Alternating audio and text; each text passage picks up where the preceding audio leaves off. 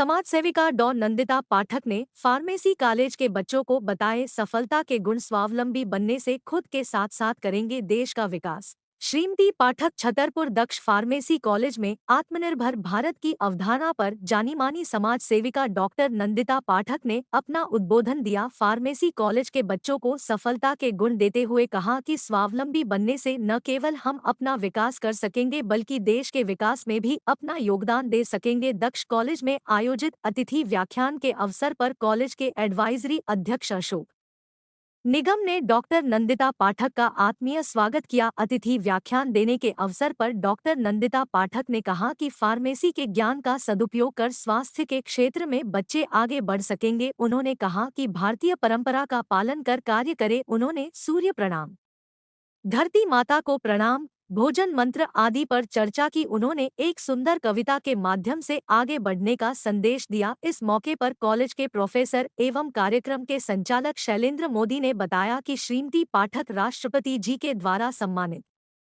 हो चुकी है। 22 वर्षों तक भारत रत्न से सम्मानित नानाजी देशमुख के साथ काम कर चुकी है। वह स्वच्छ भारत अभियान की ब्रांड एम्बेसडर भी है। कार्यक्रम में प्राचार्य डॉक्टर विजय निगम, डॉक्टर आशुतोष मिश्रा, विधि सलाहकार प्रमोद श्रीवास्तव, डॉक्टर पुष्पेंद्र कुमार खरे के अलावा फार्मेसी के दोनों कॉलेज के विद्यार्थी मौजूद रहे। कॉलेज के मीडिया प्रभारी प्रो शशांक चौरसिया एवं प्राचार्य विजय निगम ने सभी का आभार जताया। करते हैं अशोक जी भाई साहब का, और आपके लीगल सेल के जो एडवाइजर हैं उनका भी मैं हृदयपूर्वक स्वागत करती हूँ, अभिनंदन करते हैं। क्योंकि लीगल सेल उसी के लिए होता है, बच्चों की आपस की लड़ाई झगड़ा भी वही शायद निपटाते होंगे। लेकिन हम यही उम्मीद करते हैं कि आप सब बच्चे कभी लड़ाई झगड़ा मत करिएगा, क्योंकि लड़ाई झगड़ा जो भी करता है वो कभी विकास नहीं कर सकता, वो उसी के उसी में रह जाते हैं। हम लोग लड़ते भिड़ते रह जाएंगे, तेरा मेरा ये वो करते रह जाएंगे।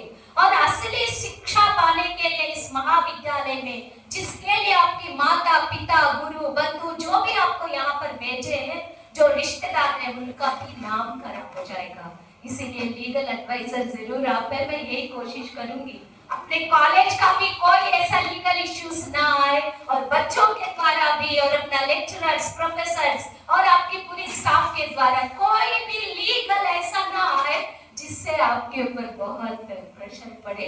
तो हम सब लोग मिलजुल कर रहे और अपने दक्ष महाविद्यालय का नाम ऊंचाइयों पे रखें, क्योंकि कई सेल्स बनते हैं।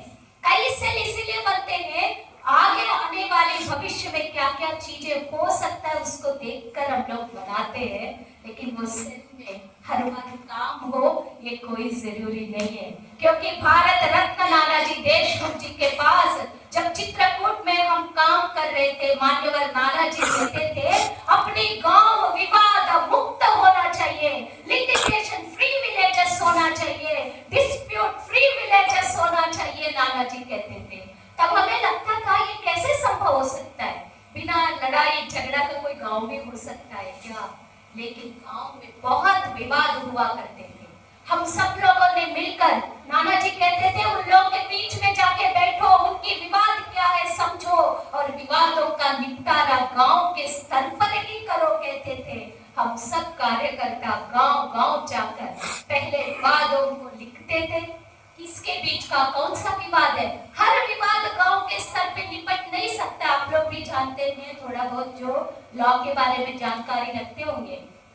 लेकिन छोटे छोटे विवाद जो हो सकते थे हम लोग गांव स्तर पे खत्म करते थे।